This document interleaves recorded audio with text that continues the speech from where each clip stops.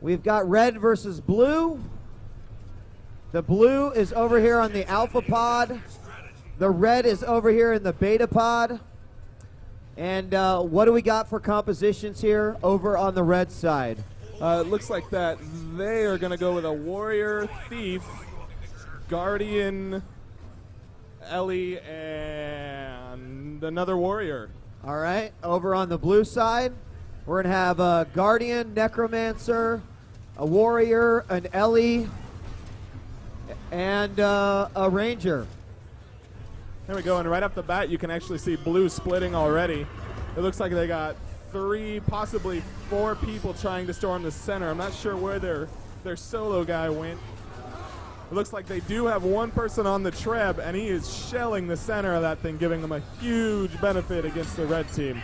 Yep, the red team has certainly already put some high emphasis on the trebuchet. He's not only hitting the center area, but also trying to hit the windmill as well. And there's a big battle here at the center. Looks like red does have a player down, but neither team has claimed it. You can see blue's also got one down there, it looks like, as well.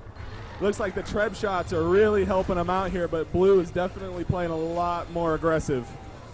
Yep, blue right now just sitting pretty in the middle. Looks like they might be able to take over the middle clock tower. They do have 4 players there to capture it, and it is taken. Blue currently sitting on 2 points, already with about a 30-point lead over the red team. Red team only has the windmill captured. And are they doing any sort of trebuchet work at all? It looks like blue does have the trebuchet active. It can get a little bit tricky to figure out how much power exactly you need to get the distance. I saw them kind of practicing before the, before it actually began. You can get on it and just kind of fire away. It won't have any sort of effect, but trying to figure out what that perfect power is to actually get the right hit. So right now, 74-40.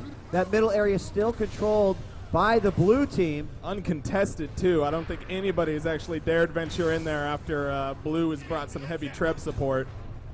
And do they even have anyone guarding it at the moment? They don't, so red team could actually waltz right in and take the clock tower if they wanted to. Trying to destroy the trebuchet. Looks like a tornado just got pulled out at the trebuchet, and it's going to start throwing everybody around it. Although with 3 red people there beating on 1 blue guy at the trebuchet, it's looking pretty grim for blue. Oh, he goes down, but on the plus side, he's still got 3 red people there instead of them going out and capturing points, which means blue now controls all 3 capture points. And that means that there are going to be a lot of points awarded to the blue team rather quickly. Obviously, the more control points that you actually have in your possession, the quicker you are going to get points. You can already see them massing up almost 100-point lead, 157-59. There they've breached the 100-point mark, and the red team really, really needs to grab one of these points. Yeah, the red team really needs to make sure that they're using their treb to their advantage, and they're all focusing on the same point that the treb is shooting at. A lot of time was spent trying to get it so that way the blue trebuchet was taken out, but they sent everybody there to do it, and it just took too much time. It looks like the mansion is at least under contention by the red team. It would be at least one small step in towards getting back some sort of a lead, but right now it's a neutralized, and it looks like they're just now beginning to capture it. Looks like the center point like also blue is taking it back now. They are. Center point has been neutralized now as well, so red's definitely got a presence on the map. They just need to make sure that they can get these points and defend them now. There's only 1 blue at the center point. It looks like the red team did have 2 players there. Here comes the other player. No, it's still a one-on-one situation, so there's the second player from red. If they could control this center, they'd be in a much better position. Here comes a 3rd and 4th player from red. They need to eliminate this player and capture this point as quickly as possible.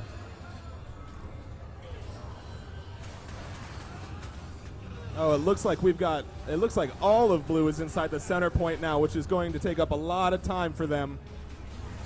Red is finally taking the center point. Looks like they're going to start generating some points here if they can keep blue out of it. But it looks like blue managed to neutralize it before they got much of any gain out of it. Yeah, I mean, blue team, you know, they took the windmill and the mansion, and they kind of let the clock tower just sit there. But then when they needed to, they all just ganged it. And right now it is neutral, but since there's so much fighting on it from the red, the blue team is actually benefiting from having captured both the windmill and the mansion at this point. Yeah, it actually looks like that there is nobody in the center capture point attempting to take it. It looks like it's neutralized and just kind of collecting dust. Red definitely needs to get in that. If blue's not in the area, this could be a chance to get a free point.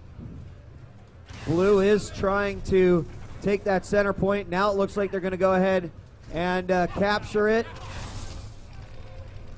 He doesn't manage to finish off that warrior there, and unfortunately the warrior comes back to life. That means that this center area is definitely going to go to the blue. Red team only has the windmill at this point, and blue is just zoning very, very well. They are just in a groove right now. They are working together perfectly and making sure that the points they take, they defend to some degree, whether it be with trebs or just kind of wasting the opponent's time. That way they can't neutralize it. And we see the red trebuchet under attack. Finally, we do see one Ellie come in and try to stop this from happening. He would probably be better off just focusing down on the trebuchet since it's almost down. At this there's point, the tornado right there. He's not going to be able to get too close to that. Yeah, he's got to get away. Definitely a good idea. Just run away and let it time out there. 110 to 418. Another warrior there as well. So a warrior and a tornado. That could be very dangerous. Oh, thrown over the edge, takes massive fall damage there. However, at this point, focusing on that blue player is not really beneficial to them, just considering the fact that they're nearly 300 points behind. And unless they have all 3 points, I don't see how they could come back from this deficit. Killing a player does generate a small amount of points, but when you got to take 4 or 5 minutes to cut him down, it's just not going to work too good at all. You really got to hack him down quick, and you got to keep moving. Right now, red does control the center, and the mansion is currently being picked up. I'm not sure. I think the blue team is on it. Looks like red is actually starting to get mobile again. They're generating a lot of points. I'm wondering, though, if it's just a little bit too late. They need to definitely start blocking all of blue's capture points and really start getting some kills here. Well, there's 25 points for the capture of the mansion, and that is going to make it 142 to 460. And at this point, with both the outside points not even getting touched, I don't think that there's anything that the red team can do here. There we go. Here's a revive here. Quickly going to turn what looked like a 3-on-3 into a 4-on-3. And another stomp onto the blue team. But too little, too late, I think. Definitely getting back into the motion, but it looks like that it is just going to be a little too late. Just goes to show. Middle point once again. There it is. Celebration by the blue team with a dominating win over the red team, 500 points to 164 points. Brutal.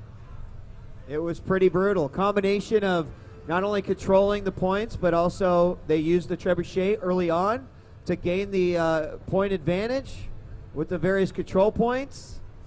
And from there, they just kind of shifted. They did decide to go a little bit more with a safety in numbers strategy where once they did the initial damage with the trebuchet, they would send the 3 guys out to 1 point, and it seemed almost impossible for the red team to get anything. Yeah, blue was really doing a great job at taking those points, and I'm not sure if it was just the defensive aspect that they played or the mobility that they had, but they were really quick to react. And in this kind of setup, when you're wasting your opponent's time and they're not actually capturing anything, it just sets them up. Well, and I got to tell you, one of the things that I noticed, the big difference between the blue team and the red team in that last battle was that the blue team was incredibly, they were communicating. They were much more